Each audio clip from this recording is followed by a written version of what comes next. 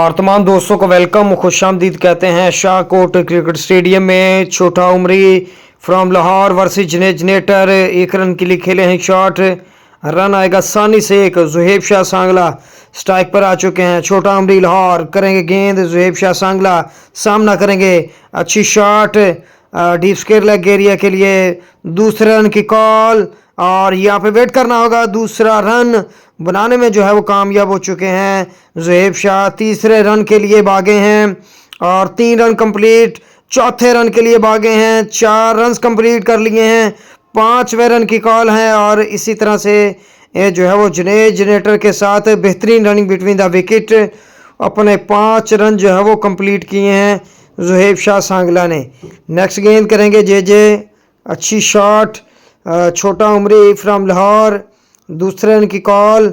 जनेटर strike पर फिर जो है वो आ चुके हैं। 2 रन बनाने में कामयाब। नेक्स्ट गेंद और बेहतरीन शॉट।